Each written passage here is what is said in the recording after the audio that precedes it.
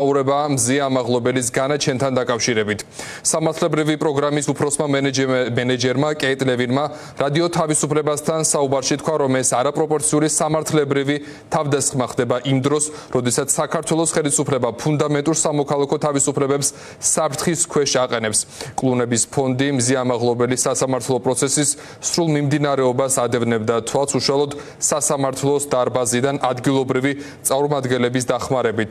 ამ და სხვა თემებზე ვისაუბრებ ჩვენ სტუმართან ერთად პირდაპირ ეთერში გვერდდება გიორგი ხარებავა, ის ჭავჭავაძის ფონდის კვლევარია. დიდი მადლობა სტუდიაში მობრძანებისთვის. ბატონ გიორგი, საერთაშორისო კონტექსტში რომ ვილაპარაკოთ, რა გავლენას ახდენს ქვეყნის შიგნით მსგავსი ტიპის გადაწყვეტილებების მიღება, იმას თუ როგორ უახლოვდება ჩვენი ქვეყანა დასავლეთ ცივილიზებულ სამყაროს. ფაქტია, რომ ჩვენ გვითხრეს არაერთხელ, მათ შორის ევროკავშირის მხრიდან ერთი განცხადება მოვისმინოთ, რომ ჩვენ უნდა გამოვუშვათ ციხეებიდან პოლიტიკური პატიმრები, წინააღმდეგ შემთხვევაში დავკარგოთ მაგალითად იმ ისტორიულ მონოპოვარს, რომელიც ეხება ვიზა ლიბერალიზაციას. აი ეს რამდენად თახვედრაშია. ერთის მხრივ ჩვენ ვისმენთ ქართული ოცნების მხრიდან, რომ მათ უნდათ ევროკავშირი, ოღონდ უნდათ ღირსებით შესვლა, თუმცა ამავე დროს ვხედავთ მსგავსი ტიპის გადაწყვეტილებებს, რომელიც ცალსახად ფასდება როგორც უკანონო და ასევე არადემოკრატიული ბუნებრივია. მოგესალმებით თქვენს ტელემაყურებელს, მადლობა მოწვევისთვის. პირველ რიგში რა შეგვიძლია ამაზე ვთქვათ, სოლიდარობა პირველ რიგში ალბათ მზია ამაღლებელს, რომელიც ისტორიაში დარჩება საკუთარი პრინციპების, ერთგულებისა და უტეხი წინააღმდეგობის სიმბოლოდ, ხოლო ის ადამიანი, პოლიციელი, რომელიც მას ძალადობაში სდებდა ბრალს, მის მაგალითზე ქართველი მშობლები გაზრდიან საკუთარ შვილებს, თუ როგორი არ უნდა იყოს კაცი. რაც შეეხება საერთაშორისო გამოხმაურებას, არამხოლოდ მზია ამაღლობელის საქმე, გვაქვს 60 მეტი პოლიტპატიმრის საქმე ქვეყანაში, რომლებიც ელიან განაჩენებს და მაღალი ალბათობით განაჩენი იქნება გამომტყუნებელი, მიუხედავად იმისა, რომ არ არსებობს არანაირი მტკიცებულებები, არსებობს საქმეები არის თეთრი ძაფით ნაკერი, წრომოწმეები, მოკლედ ყველანაირი უფლება დარღვეულია ამ ადამიანებისა. თუ სახელმწიფოში ჟურნალისტის საქმიანობა არ არის დაცული, თუ სახელმწიფოში ადამიანს არ აქვს იმის საშუალება, რომ თავისუფლად გამოხატოს საკუთარი აზრი, გამოხატოს პროტესტი, თუნდაც ეს იყოს ხელისუფლების წინააღმდეგ მიმართული, ასეთი სახელმწიფოები ვერანაირად ვერ იქნებიან დემოკრატიულები. დღეს საქართველოში ძალიან სწრაფი ტემპებით მყარდება დიქტატურა, დიქტატორები კი დასავლეთთან მაინც და მაინც კარგად ვერ თანამშრომლობენ ხოლმე. იგივე ვიზა ლიბერალიზაციის შეჩერებაც პირდაპირ არის ამ საკითხებთან დაკავშირებული, რაც უფრო სწრაფი ტემპებით გახდება საქართველოს დიქტატურა, მით უფრო მალე დავკარგავთ ჩვენ ვიზა ლიბერალიზაციას. შემდგომ ინტეგრაციაზე, ევროკავშირის წევრობაზე ან მოლაპარაკებების გახსნაზე, წევრობასთან დაკავშირებით საუბარი ზედმეტია. პირიქით, ყოველდღიურად საქართველოში განვითარებული მოვლენები, აქ რეჟიმის გამყარება მიზანმიმართულად გვაშორებს ევროკავშირს, რომელიც სხვათა შორის ოცნების ხელისუფლების მიზანია.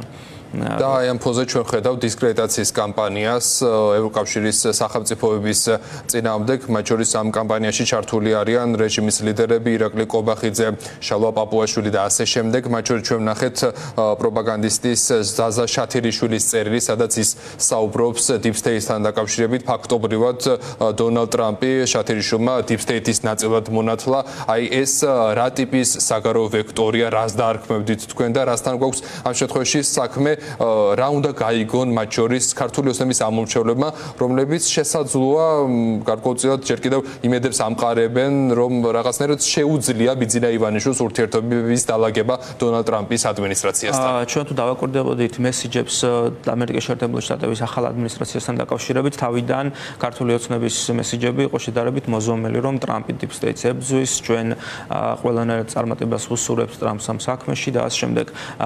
ამ მესიჯების უკან იდგა ქართული ოცნების სტრატეგია, რომლის მიხედვითაც მათ უნდა დაელაგებინათ გარკვეულწილად ურთიერთობები შეერთებული შტატების ახალ ადმინისტრაციასთან, რაც როგორც ჩანს არ გამოვიდა. ნახევარ წელზე მეტია ვერ მოახერხეს ერთი შეხვედრის გამართვაც კი. თუ არ ჩავთვლით რაღაც პროტოკოლურ საკითხებს ელჩის მიერ აგრემანის ცერტიფიკატების გადაცემა, დიახ. აქედან გამომდინარე, ჩანს რომ ქართულ ოცნებას უკვე გადაეწურა იმედები იმისა, რომ ტრამპის ადმინისტრაციასთან ისინი რამენაირად დაალაგდებიან და უკვე აღმოჩნდა, რომ თითქოს ტრამპიც deep state-ის წარმომადგენელია. ძალიან პარადოქსულია და კომიკურია ერთი სიტყვით. შეგიძლიათ ბატონ გიორგი უთხრათ ჩვენს აუდიტორიას, აი რა ნაწილში არის სრულიად საპირისპირო, აი თანხმედრა, სად არ აქვს უბრალოდ თანხმედრა ქართულ ოცნებას და დონალდ ტრამპს ჩვენ ნახეთ არაერთი გადაწყვეტილება, მათ შორის რუსეთთან დაკავშირებით ველოდებით ულტიმატუმის ვადის ამოწურვას 8 აგვისტოს დაანონსებულია დამაგრებელი სანქციები. აი როგორ უნდა გაიგონ ეს მათ შორის ქართული ოცნების წარმომადგენლებმა, რომლებიც თქვათ ჯერ კიდევ თავს იმშვიდებენ. ჩემი დაკვირვებით ოცნების წარმომადგენლებს სრულად ჯერათ იმის, რასაც ეუბნებიან მათ თავიანთი პატრონები მოსკოვში. ტრამპის არჩევის შემდეგ რუსეთში მართლა გაჩნდა იმედები, რომ ომში ისინი გადამწყვეტ გამარჯვებას მიაღწევდნენ უკრაინის წინააღმდეგ, რადგან შეერთებული შტატებიდან დახმარება შემცირდებოდა. შეერთებული შტატებიდან დახმარება მართლაც შემცირდა, თუმცა თუ გახსოვთ თქვენი ეთერი იყო მიმდინარე წლის თებერვალზე, როდესაც თქვით, რომ მოლაპარაკების მაგიდას რუსეთი ააყირავებს, ის ზედმეტად ბევრს მოითხოვს და შეერთებული შტატები ამ ომისგან ბოლომდე იზოლირებული ვერ აღმოჩნდება. ზუსტად აი ამ პროცესებს ვაკრდებებით ახლა ჩვენ. შეერთებული შტატები, რუსეთი არანაირ დათმობაზე არ წამოვიდა, ისინი ყოველთვის უფრო და უფრო მეტს ითხოვენ, ძალიან გადაფხედებულები არიან, ითხოვენ ქალაქ ზაპოროჟიესაც, ითხოვენ ქალაქ ხერსონსაც, ითხოვენ იმ მიწებსაც კი, რომელზეც ჯერ რუს ჯარისკაცს ფეხი არ დაუდგამს და სავარაუდოდ 10 წელიც რომ გაგრძელდეს ომი, ვერც დადგამს არსებული ტემპებით. და ამ ფონზე ჩვენ ვხედავთ დონალდ ტრამპის განსაკუთრებულ ინტერესს ჩვენი რეგიონის მიმართ, ისტორიულ პროცესად ფასდება სომხეთისა და აზერბაიჯანის ლიდერების შეხვედრა თეთრსაღში ამ შეხვედრას გაუძღვება დონალდ ტრამპი, ასევე ვიცით რომ იგეგმება ერთობლივი ხელშეკრულების ხელმოწერა, ეს რა მნიშვნელობის არის ჩვენს კონტექსტში რომ განვიხილოთ, რაღაცნაირად შეიძლება თუ არა ეს მივიღოთ დადასტურებად, რომ აი ხელი ამერიკას არ აქვს აღებული ჩვენი რეგიონი. დიახ, აი ოცნების მსგავს, რუსეთის მსგავსად ოცნებასაც იმედი ჰქონდა და კრემლში ჩაუცახეს მათ ეს იმედი როგორც ჩანს, რომ ტრამპის ინტერესებს მიღმა იყო სამხრეთ კავკასიის რეგიონი. არსებული მიმდინარე განვითარებებით თუ ვიმსჯელებთ, ეს ასე არ არის. პრეზიდენტ ტრამპის ადმინისტრაციის ინტერესებში სამხრეთ კავკასიის რეგიონი არის და ეს საქართველოსთვისაც კარგია, რეგიონის სტაბილურობისთვისაც კარგია და დღეს საქართველოს ხელისუფლება რომ არ იყოს დაკავებული დასავლეთთან ურთიერთობების არევდარებით, დასავლეთის ლანძღვით, ტრამპის, გერმანიის კანცლერის, საფრანგეთის პრეზიდენტის, ბრიტანეთის პრემიერის deep state-ის აგენტებად, deep state-ის გავლენის თოჯინებად მოხსენიებით, ძალიან სასარგებლო საკითხებიც კი შეიძლება გამოდნეს საქართველოს ინტერესებიდან გამომდინარე მიმდინარე მოვლენების შედეგად. და ბოლოს კითხავთ, აი მეგობარ აქტთან დაკავშირებით ქართულ ოცნებას რაღაცნაირად დიდი ჟრიამული ქონდა სამი სენატორის სახით, რომელიც წინააღმდეგობას გამოხატავდა ამ დოკუმენტის მიმართ, თუმცა ვიცით რომ პოზიციები იცვლება, თქვენ როგორ ელოდებით ამ მხრივ მოვლენების განვითარებას, ეს დოკუმენტი მიიღებული იქნება თუ არა მალე? მეგობარი აქვს ხარდაჭერა აქვს როგორც წარმომადგენელთა პალატაში, ისე სენატში. მხოლოდ სამი სენატორი იყო ისეთ, რომელიც ამბობდა რომ დაჩქარებული წესით ჩვენ ეს კანონპროექტი არ უნდა მივიღოთ განხილვაზე დაჩქარებული წესით, ამას ჩვენ კენჭი არ უნდა ვუყაროთ.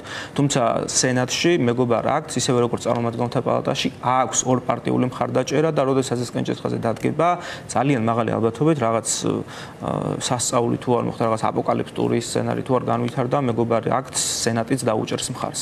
მადლობა სტუდიაში მობრძანებისთვის, პირდაპირ ეთერში უსმენდით ჭავჭავაძის ცენტრის მკვლევარს გიორგი ხარებავას, ჩვენთვის გაკუთვნილი დრო ამით ამოწურულია, მადლობა რომ გიყურეთ, ნახვამდის. ნაწარმოები შეიცავს თამბაქოს ნაწარმის, თამბაქოს აქსესუარის ან მოწყობილობის მოხმარებას. თამბაქოს მოხმარება იწვევს ხორხის